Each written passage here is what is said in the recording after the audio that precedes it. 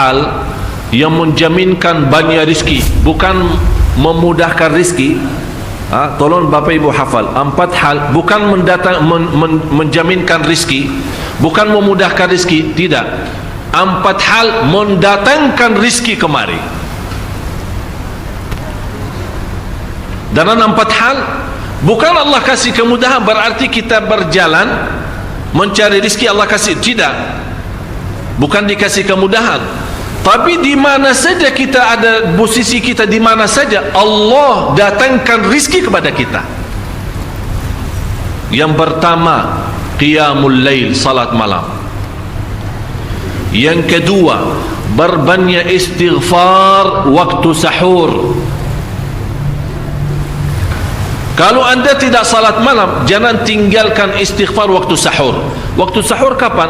Kira-kira 30 minit sebelum azan. Disitulah Allah sendiri memuji, Allah bangga dan senang terhadap orang yang sahur. Sampai ulama berkata, tidak ada ibadah yang terbaik di waktu sahur selain istighfar. Jadi boleh baca Quran, boleh salat malam, boleh zikir, boleh apapun, tapi yang terbaik istighfar. Fokus hanya istighfar. Astaghfirullah wa atubu ilaih, termasuk istighfar Allahumma anta rabbi la ilaha illa ant, yang Bapak Ibu tahu sayyidul istighfar, yang terutama, yang paling luar biasa. Allahumma anta rabbi la ilaha illa anta khalaqtani wa ana abduka wa ana ala ahdika wa wa'dika mastata'at a'udhu bika min syarri ma sana'at abu'u laka bi ni'matika alayya wa abu'u bi dhanbi faghfirli fa innahu la yaghfiru dhunuba. Ya Allah, kalau kita fahami doa ini luar biasa. Oleh karena itu kata Rasulullah, barang siapa yang membaca sayyidul istighfar kemudian di malam hari dengan keyakinan dia meninggal habis baca istighfar, masuk surga. Masuk surga. Berarti ini salah satu doa yang menjaminkan dengan mudah masuk surga. Jadi 4 hal yang mendatangkan rizki, bukan kita mencarinya, dia yang datang kemari. Apalagi saat mencari lebih mudah. Qiyamul lail, salat malam. Tapi dalam bahasa, mohon maaf Bapak Ibu, dalam bahasa Arab disebut qiyamul lail, bukan salat. Tapi kalau diterjemahkan dalam bahasa kita salat. Tapi kenapa di situ qiyamul lail diberikan qiyamul lail? Qiyam artinya berdiri, berarti lama. Saking lama berdiri dikaitkan jadi qiyamul lail. Qumil laila ya ayyuhal muzammil. Apa terus? Qumil lail, berdirilah saat malam. Berdirilah, bukan salatlah malam, tidak, berdirilah malam hari. Itu dahsyatnya di situ berdiri.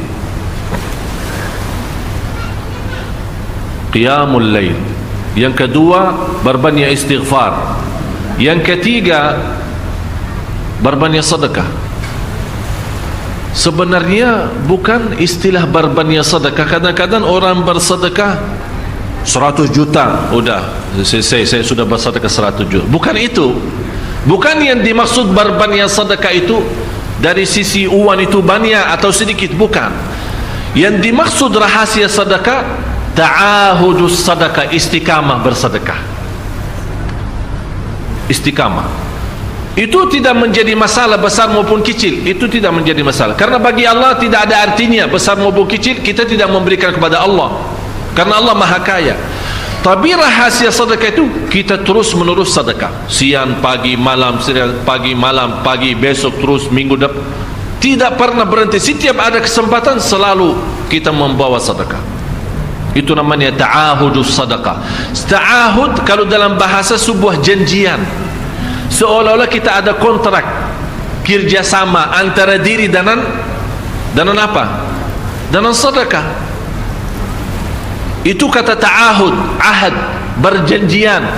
Saya berjanji, seolah-olah ada berjanjian antara kita dalam sedekah. Jadi tidak boleh terlepas dari berjanjian, seolah-olah kita menghormati berjanjian. Bagaimana menghormati? Kita terus kerjasama. Kita beri Allah ganti berkah sedekah. Kita beri lagi, Allah ganti masih terus. Kita beri, masih Allah terus ganti. Itulah dahsyatnya sedekah. Jadi Bapak Ibu, jangan nunggu hari tertentu, bulan tertentu, malam tertentu kita bersedekah. Jangan. Setiap kita merasa ada berita baik, ada berita maupun ada berita buruk yang menyakiti perasaan kita di rumah tangga kita, anak kita, suami kita, istri kita, apapun, langsung segera sedekah. Disitulah rahasianya. Ikatkan seolah-olah kita sudah membuat perjanjian antara diri dan sedekah dalam segala hal, hal senang maupun hal tidak, hal bahagia maupun hal sedih, hal bangga maupun hal lagi menghadapi kesusahan, kesulitan, selalu sehat dan sakit. Terus yang keempat, zikir, berzikir pagi hari dan sore hari. Berzikir pagi hari dan sore hari. Ini 4 hal Bapak Ibu. Berdiri malam hari, itu yang namanya tahajud, banjani atau lamanya berdiri. Berbanyak istighfar waktu sahur. Yang ketiga, berbanyak sedekah. Sudah Bapak Ibu mengerti. Jadi istilah berbanyak sedekah bukan artinya harus banyak dari jumlah hitungannya, tidak. Yang keempat adalah berzikir di pagi hari maupun petang hari. Amman huwa qanitun ana al-laili sajidan wa qa'ima. Sajidan wa qa'ima. Jadi Bapak Ibu, saat kita berdiri lama, walaupun baca satu ayat diulangi berkali-kali, walaupun baca surah pendek tapi diulangi berkali-kali, tidak menjadi masalah. Bapak Ibu hanya hafal qulhu. Qulhu dibaca 3 kali, pahalanya seperti baca Al-Quran 30 juz. Ada seorang salih mengajak kawannya, sudah mendekati subuh, ayo bangun salat malam dan baca sepertiga Al-Quran. Langsung orang itu menjawab, bagaimana saya baca, sebentar lagi muazan. Bacalah qul huwallahu ahad. Salat malam dan qul huwallahu ahad. Jadi Bapak Ibu, yang saya harap, jangan susah fikir, ya Allah saya mau baca apaan. Tidak usah susah fikir. Baca dan nikmati, yang penting nikmati bacaan. Walaupun qul huwallahu ahad setiap hari. Kalau kita pusing baca, Allah tidak akan pusing mendengar. Malah Allah paling senang mendengar bisikan bacaan dan bisikan doa kita malam hari.